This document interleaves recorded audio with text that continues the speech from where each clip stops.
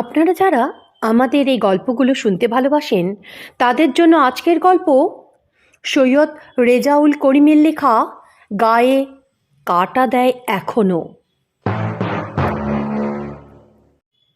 অপরাধ বিজ্ঞানে একটা কথা খুব চর্চিত, মানুষ অপরাধী হয়ে জন্মায় না, তাকে অপরাধী করে তোলে সেই সমাজ ব্যবস্থা আর পারিপার্শ্বিক পরিস্থিতি। এই তাত্ত্বিক কথাটার অর্থ বুঝেছি অনেক পরে। কথাটা বললেন যতীন দারোগা। ছেলেবেলায় একটা গল্প শুনেছিলাম। বাদশাহ সুলাইমানের দরবারে একদিন হাজির হয়েছিলেন দুইজন মহিলা, সাথে একটি ছেলে। দুই মহিলার দাবি ছেলেটা তার। এ নিয়ে আচার বিচার করেছে অনেকে, কিন্তু কোনো সুষ্ঠু সমাধানের পথ তারা দেখতে পায়নি। তাই তার দরবারে এসেছে সুবিচারের আশায়। বাদশাহ সুলাইমান ঘটনাটা শুনে পড়লেন মহা বিপদে। ছেলের আসল মা তো একজনই হতে পারে, দুজন কি করে সম্ভব? জিজ্ঞাসাবাদ করে দেখলেন, কিন্তু দুজনেই ছেলের দাবিতে অনড়। তাহলে তিনি কি করে সিদ্ধান্তে আসবেন যে ছেলেটা কার? তিনি অনেকক্ষণ গুম মেরে বসে রইলেন, অনেকক্ষণ ভাবলেন। তারপর একসময় বললেন, তোমরা যখন তোমাদের দাবিতে অনড়, তাহলে এক কাজ করি, ছেলেটাকে সমান দুভাগে ভাগ করি, তাহলে আর তোমাদের কোনো দুঃখ থাকবে না। কথা বলে তিনি জল্লাদকে ডাকলেন। বাচ্চার আদেশ শুনে এক মহিলার খুব আনন্দ হলো, কিন্তু অপর মহিলার মুখটা কেমন যেন চুন হয়ে গেল। ছেলেটাকে অর্ধেক করলে তার ছেলে যে বাঁচবে না, মারা যাবে, সেটা ভেবেই সে কেঁদে উঠল। কাঁদতে কাঁদতে সে বাদশাকে বলল, ও ছেলে আমাকে দিতে হবে না, ওকে দিয়ে দিন, আপনি আধাহাদি ভাগ করবেন না। এভাবেই বাদশাহ সেই দিন আসল মাকে চিনতে পেরেছিল, আর তার হাতেই তুলে দিয়েছিলেন ছেলেকে। কিন্তু যতীন দারোগা এখন কি করবেন তিনি ভাবছেন। এখানে মাথা একটা, অথচ দুই মহিলা দাবি করছে তাদের স্বামীর ওটা মাথা। ঘটনাটা একটু খুলে বললেন এবার যতীন দারোগা। প্রতিদিনের মতো সেদিন সকালে নিজের চেম্বারে গিয়ে বসেছিলেন যতীন দারোগা। মাদারিহাট থানার বড়বাবু, সব ব্যাপারে তার নজর। এমন সময় একটা ফোন এলো। ফোন তুলতেই শুনতে পেল অপর প্রান্ত থেকে একজন বলছেন, স্যার, আমি ধুমচিপাড়া চা বাগানের ম্যানেজার বলছি। স্যার, আমাদের চা বাগানের রাস্তার উপর একটা মানুষের কাটা মাথা কে যেন রেখে গেছে। এ বিষয়ে আমি একটা কমপ্লেন করে পাঠিয়ে দিচ্ছি স্যার। যতীন দারোগা জিজ্ঞেস করেছিল তাকে যে মাথাটা কি কেউ চিনতে পেরেছে, মানে আপনার চা বাগানের কোনো ওয়ার্কারের মাথা? শুনে ম্যানেজার তাকে বলেছিলেন, না স্যার, কেউ চিনতে পারেনি। বীরপাড়া বা লক্ষ্মীপাড়ার চা বাগানের কেউ হলে সবাই চিনত, তবে আমাদের বাগানের কেউ না। ঠিক আছে বলে সেই মুহূর্তেই ফোনটা রেখে দিয়েছিল যতীন দারোগা। তারপর মনে মনে ভাবলেন, আন্দোলনের নামে আজকাল যা হচ্ছে সেটা সত্যি দুঃখজনক। নির্বিচারে এভাবে মানুষ খুন করে কি যে ফায়দা পায় এরা, কে জানে। যা হচ্ছে তা হলো কতগুলো পরিবার শুধু ধ্বংস হচ্ছে, তাদের পরিবারগুলি তাদের পরিজন হারাচ্ছে। সেদিকে কিন্তু কারোরই খেয়াল নেই। ক্ষমতা দখলের জন্য সরকারের সাথে লড়াই করতে চাইছে, তা করুক না, কে বারণ করেছে? কিন্তু এভাবে সাধারণ মানুষ খুন করা কেন? ইতিপূর্বে এই ধরনের ঘটনা বেশ কয়েকটা এই অঞ্চলে ঘটে গেছে।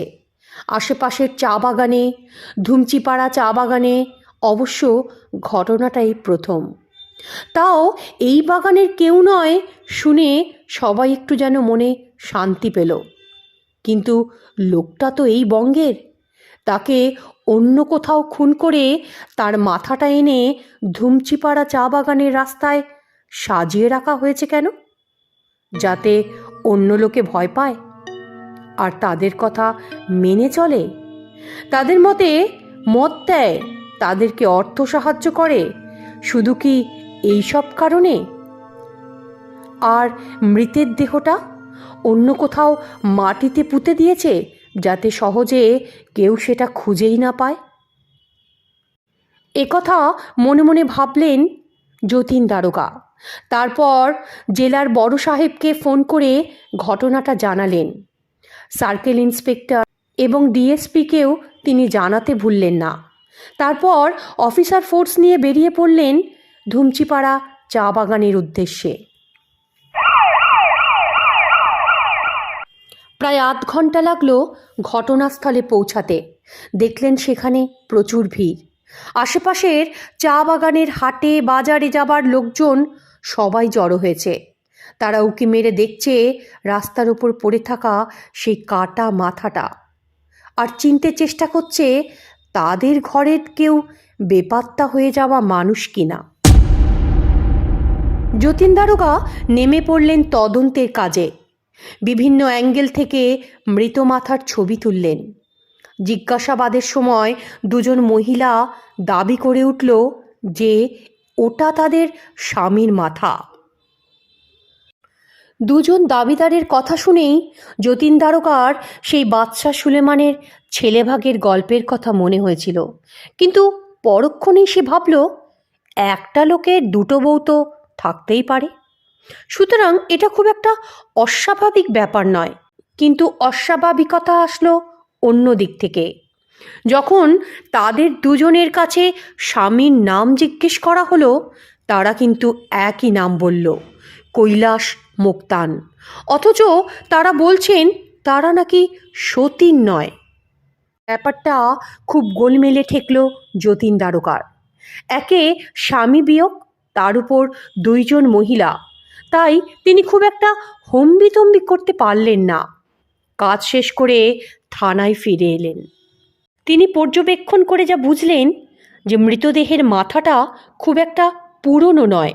স্বভাবতই মৃতের মুখের চামড়া, চোখ, মুখ, নাক, মাথার চুলের তেমন কোনো বিকৃত ভাব আসেনি।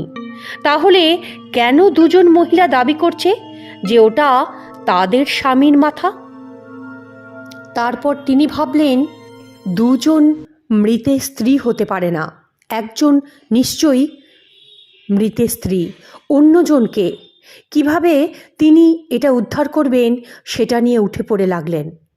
মৃতের ডিএনএ টেস্ট থেকে শুরু করে বাড়ির অ্যালবাম দেখলেন, বাড়ির কাছাকাছি লোকজনদের জিজ্ঞাসাবাদ করলেন। অবশেষে পাওয়া গেল মৃত ব্যক্তির পরিচয়। বীরপাড়া চা বাগানের বাসিন্দা। বেশ কয়েকদিন ধরেই তাকে পাওয়া যাচ্ছিল না। তার স্ত্রী মধু মুক্তান বীরপাড়া থানায় সে ব্যাপারে ডায়েরি করেছিল। অপর মহিলা যে দাবি করছিল তার স্বামী বলে, তাকেও থানায় নিয়ে এসে জিজ্ঞাসাবাদ করা হলো। তার কাছ থেকে জানতে পারলেন তার স্বামী কৈলাস মোক্তানকেও 1 বছর ধরে খুঁজে পাওয়া যাচ্ছে না। তার বিশ্বাস জিএনএলএফ উগ্রপন্থীরা তাকে অপহরণ করে মেরে ফেলেছে।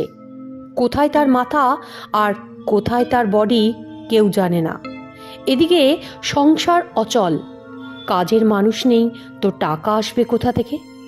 স্বামীর বদলে যে চা বাগানের কাজটা সে করবে তারও উপায় নেই, কারণ স্বামী জীবিত থাকলে তার চাকরি অন্য কাউকে ম্যানেজার দিতে পারে না। কিন্তু তার স্বামীকে যে মারা হয়েছে বা মারা গেছে সে, তার কোনো প্রমাণও নেই। লাশ পাওয়া গেল না, অপরাধী ধরাও পড়ল না। শুধু মুখের কথায় তার স্ত্রীকে চাকরি কেন দেবে ম্যানেজার? তাই সব জেনে বুঝেই সেই দ্বিতীয় মহিলাটি ওটা স্বামীর মাথা বলে দাবি করেছিল। পেটের জ্বালা যে কত বড় জ্বালা সেটা বুঝে তাকে সসম্মানে মুক্তি দিয়েছিলেন যতীন দারোগা। কথাটা মনে পড়লে যতীন দারোগার এখনো গায়ে কাঁটা দেয়। শ্রোতা বন্ধুদের উদ্দেশ্যে অনুরোধ, আমার এই গল্পটা যদি আপনাদের ভালো লাগে, চ্যানেলটাকে লাইক, সাবস্ক্রাইব আর শেয়ার করতে ভুলবেন না কিন্তু।